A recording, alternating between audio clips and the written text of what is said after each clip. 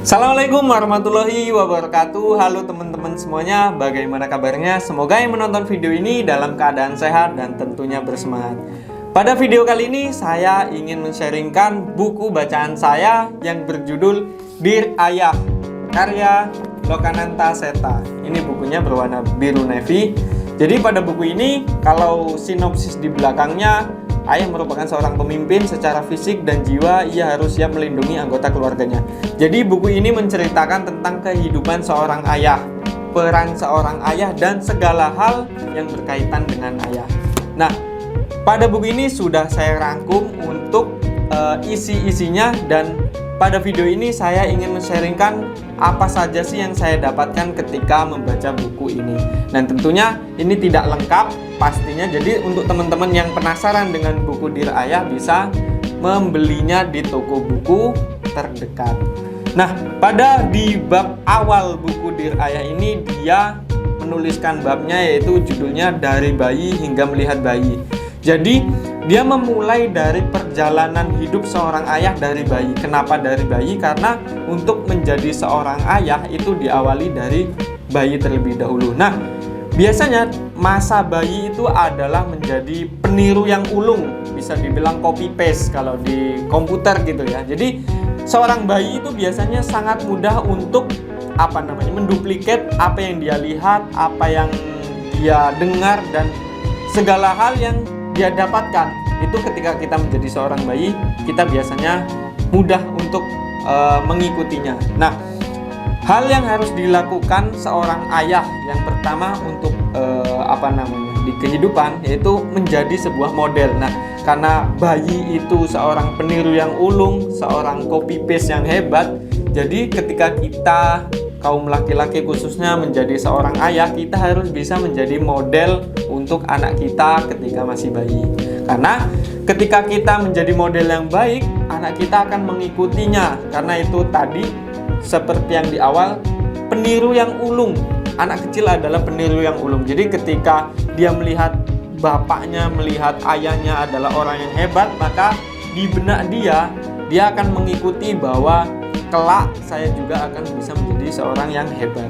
Terus yang kedua, hal yang harus dilakukan selain menjadi model, yang kedua yaitu memastikan rumah aman. Nah, ini penting banget karena ayah adalah kepala keluarga, dia harus bisa memastikan rumahnya aman untuk ditinggali, aman dari lingkungan sekitar, aman dari ketika anak kita sekolah, kita harus memastikan lingkungan sekolahnya itu aman. Segala hal yang berkaitan dengan keluarga kita, ketika kita menjadi seorang ayah atau teman-teman yang menonton ini laki-laki menjadi seorang ayah, kita harus bisa memastikan bahwa aman rumah kita, lingkungan kita, dan keluarga kita dalam keadaan yang aman. Itu yang kedua. Yang ketiga yaitu tanamkan segala kebaikan sejak dini. Nah, ini penting banget. Kalau kita menjadi seorang ayah, kita harus bisa mencontohkan, menanamkan kepada anak-anak kita, kepada penerus kita, bahwa segala kebaikan-kebaikan kita contohkan. Seperti yang di poin pertama, menjadi model.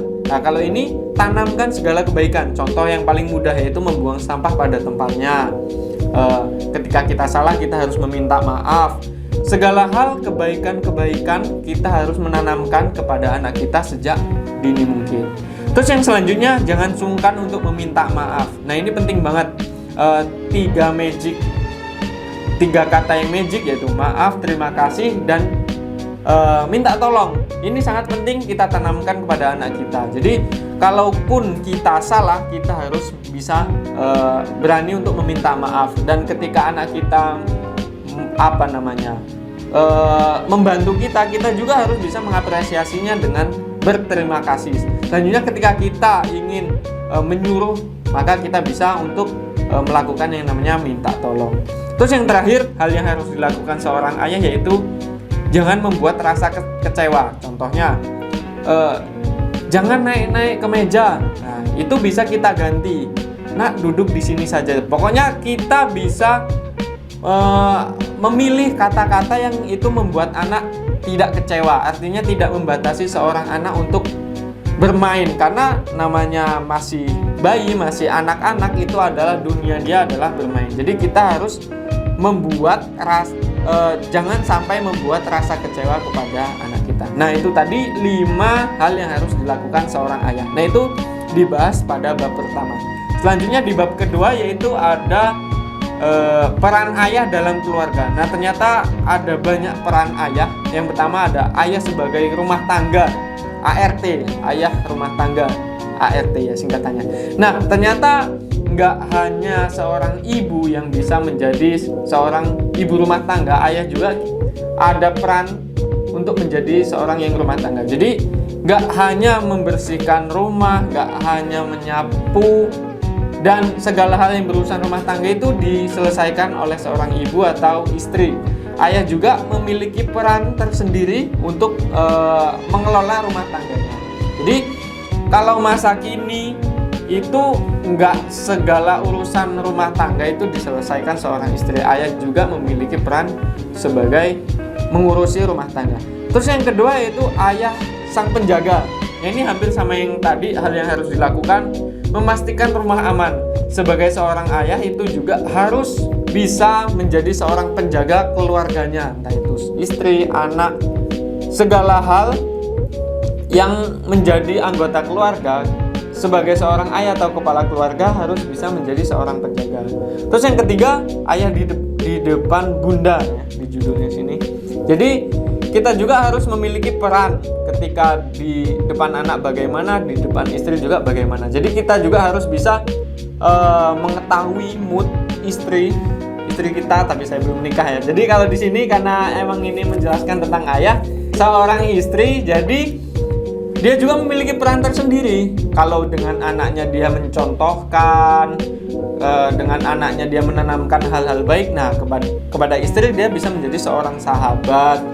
Kan kalau istri kita nanti seorang pekerja, kita juga harus tahu apa pekerjaannya. Jadi ketika kita ngobrol tentang pekerjaannya, kita bisa nyambung. Nah, ketika obrolan kita nyambung, maka kalau sharing tentang obrolan pekerjaan itu akan lebih kena gitu. Nah, itu peran seorang ayah dalam keluarga.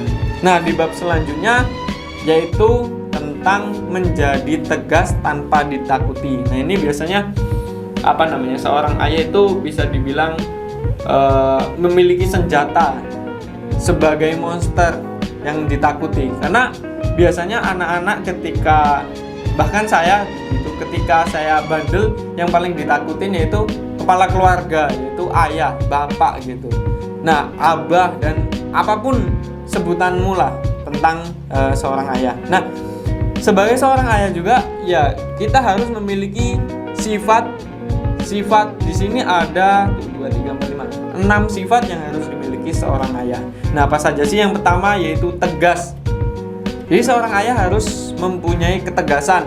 Jadi contoh di dalam keluargamu, kamu memiliki peraturan anak perempuan tidak boleh keluar malam. Jadi ketika anak perempuan izin untuk keluar malam, ya kita harus tegas dengan kebijakan atau peraturan yang sudah kalian buat di keluarga kalian. Contoh lagi, peraturan-peraturan yang itu memang harus kita tegaskan kepada keluarga kita. Contoh, ketika anak laki-laki itu menginap lebih dari 2 hari, jadi harus weekend saja gitu kan untuk anak laki-laki. Nah, jadi kalaupun itu melebihi batas peraturannya, ya sebagai seorang ayah harus memiliki sifat yang namanya tegas terhadap peraturan tersebut. Terus yang kedua yaitu sifat yang harus dimiliki seorang ayah yaitu pelindung. Nah, ini penting banget. Kalau sebagai seorang ayah tapi tidak memiliki jiwa mengayomi, tidak mempunyai jiwa melindungi, ya bagaimana? Karena sebagai kepala keluarga, ketua atau pemimpin sebuah keluarga, kalau tidak bisa melindungi anggota keluarganya, ya akan bermasalah. Karena ketika ada masalah di keluarga, ada ancaman dari luar yang harus melindungi, yang bertanggung jawab untuk melindungi adalah seorang ayah. Terus yang ketiga, sebagai mesin uang. Nah, ini ternyata memang kodratnya sebagai pemimpin, sebagai kepala keluarga, yaitu mencari nafkah. Nah, karena kebutuhan keluarga itu pastinya setiap harinya ada terus. Sebagai seorang ayah harus memiliki sifat ini ya, sifat yang harus dimiliki seorang ayah menjadi mesin uang. Jadi jangan sampai kita sudah berkeluarga tapi kita malas-malasan untuk mencari uang atau mencari nafkah, karena di dalam agama Islam kewajiban untuk mencari nafkah adalah laki-laki atau kepala keluarga. Kalaupun istri ingin bekerja itu bukan sebagai pencari nafkah, tapi bisa juga sebagai hobi atau membantu urusan keluarga. Jadi tetap mesin uang yang paling utama adalah seorang ayah yang harus menjadi seorang mesin uang atau sebuah mesin uang. Terus yang keempat, sebagai teladan. Nah, ini penting banget. Jangan sampai anak-anak itu tidak mengagumi atau tidak mengidolakan kepala keluarganya, tidak mengidolakan ayahnya karena ayahnya berperilaku tidak baik. Nah, ini jangan sampai, karena sifat ini adalah kalau di bab 1 tadi, karena seorang anak adalah peniru yang ulung, maka salah satu sifat yang harus dimiliki seorang ayah yaitu teladan.